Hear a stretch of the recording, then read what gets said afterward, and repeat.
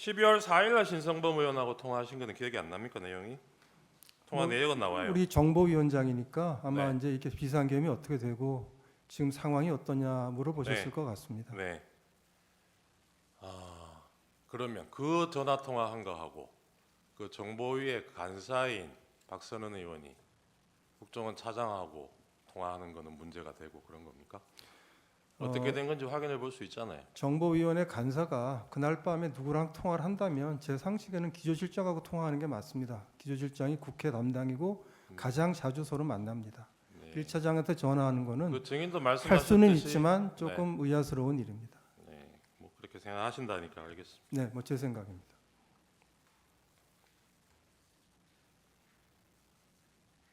이날 정보위에서 이런 설명 시간이 마련된 것은 신성범 의원이 조선일보 기사 보고 홍장원에게 전화를 걸어서 먼저 국회로 오라고 해서 이런 자리가 마련된 건 알고 계시죠? 제가 신성범 위원장 전화했을 때 신 위원장은 저한테 홍장원 차장이 온다고 해서 오라고 했습니다라고 했습니다. 그래요? 예. 나중에 보니까 또 다른 얘기 나온 거 물론 나중에는 봤습니다. 전화는 먼저 하기는 한 걸로 나와요. 통화 내역을 보면 신성범 의원이 홍 차장한테. 네. 네.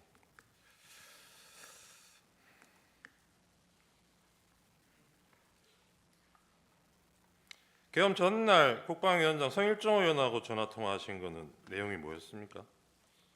그럼 12월 2일인가요? 2일이죠. 2일 저녁에.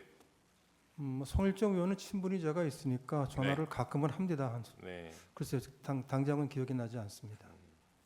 그러니까요. 이게 국정원의 정무직 고위공무원이 국방위원회하고 정부위원회 위원장이나 간사위원들하고 통화하는 게 아주 이상한 일은 아닌 것 같은데. 아주 이상한 일은 아니지만 그때 누구 한 사람을 찍어서 네. 박선원 간사가 물어본다면 기조실장이 더 자연스럽습니다.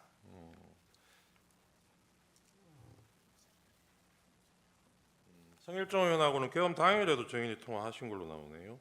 그거는 기억나세요? 사실은 잘 안 납니다. 안 나시죠? 그 뭐 그렇게 연락 주고받은 문자하고 이런 게 수상하다면 정인 통화 내역을 보면 계엄 전날인 12월 2일 날 대통령 영부인으로부터 문자를 2통 받아요. 그런 내역이 있습니다. 그리고 그날은 답장을 못하고 그 다음 날 정인이 답장을 보냈어요. 그건 무슨 내용인지 기억나십니까? 글쎄요, 금방 기억이 잘 안 납니다.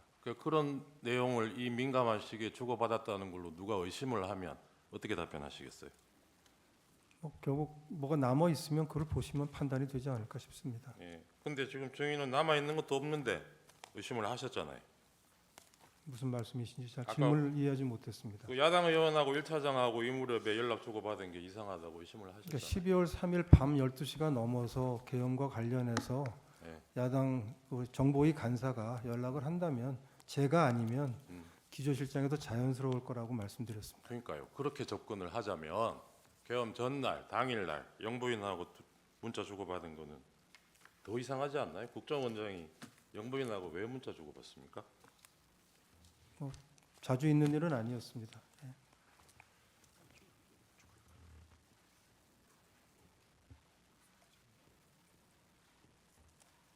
직접 물어보시죠.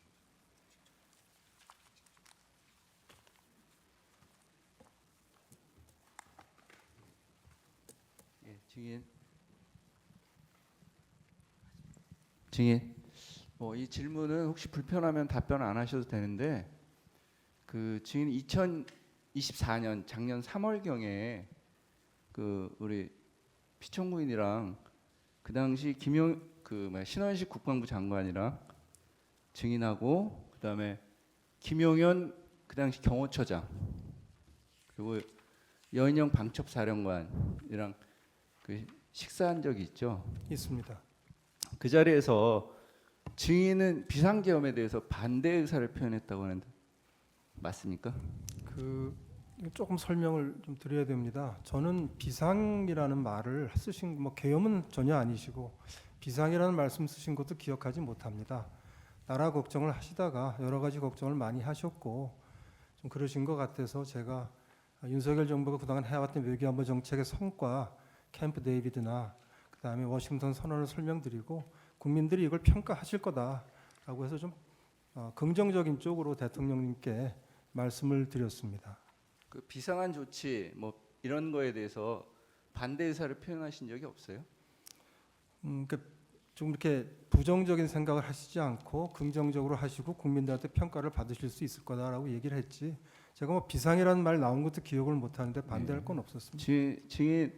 증인은 아시는지 모르겠지만 엊그제 신원식 당시 국방부 장관께서 이 자리에 나와서 자신은 반대 의사를 표명했고 증인도 반대 의사를 표명했다고 말씀했는데 혹시 그 내용 모르세요? 언론에서 봤습니다만 예.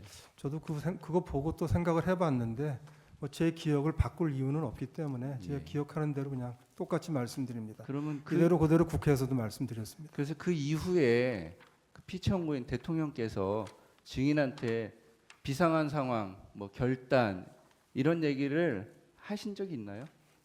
제 기억에는 없었습니다. 예. 그러면 그런 상황을 보면 작년 12월 3일 날 비상계엄 선포할 당시에 증인은 패싱된 거로 볼 수 있는 거 아닌가요?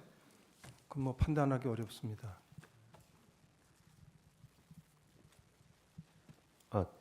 예, 잠깐만요. 2분 추가하세요. 2분 추가하십시오. 그 증인 그 12월 2004년 3월경 그렇게 삼청동 안가 그 만찬에서 대통령께 우려를 비상한 조치에 대해서 재고 또는 우려를 요청하셔서 대통령께서도 증인이 비상한 조치에 대해서는 우려를 가지고 있고 적극적이지 않다 이런 것을 아신 상태에서 12월 3일 날 증인과 통화를 통해서 미국 대사 송별을 하고 있고 공간에서 그 증인이 한국에 머물고 있는 것을 알지만 그 우크라이나 참전 등에 있어서 코드를 같이 한 홍장원 1차장에게 전화를 해서 보다 구체적인 이야기, 방첩사를 지원해서 정치인 등을 체포하라라는 구체적인 이야기를 하고 증인께는 국무회의 또는 10시 55분부터 57분경에 그 전화해서 홍장원 차장에 이야기를 했으니 같이 도와서 방첩사를 지원해 달라 이렇게 지시를 했고 근데 증인은 그 부분에 대해서 소극적이셨기 때문에 홍장원 차장이 추가 지침을 받기 위해서 간부회의 정무직 회의 이후에 들어왔을 때 일부러 외면하고 그것을 듣지 않으려 하고 그렇게 하셨던 거 아닙니까? 외면을 하고 회피했다고 하는 것이 저로서는 참 가장 받아들이기 어렵습니다. 제가 공직 생활을 하면서 책임이 주어졌을 때 최소한 회피는 하지 않고 살아왔습니다. 근데 똑바로 보고를 해서 저한테 지침을 받아가야 될 일을 그 수수께끼 선문답하는 것처럼 해놓고 처음에는 또 저한테 보고 안 했다고 정보위에서 얘기했던 사람이 말을 바꿔서 저한테 보고를 했다고 하니 저로서는 정말 답답합니다. 증인은 오랜 공직 생활에 있어서 가장 엘리트 관료로서 근무를 해왔습니다. 누구보다도 명석하고 또 지시라든지 보고에 대해서 누구보다도 잘 아시는 분입니다. 그런데 홍장원 차장이 얘기한 그 문구 자체는 다 인정하시면서 맞습니다. 네. 예.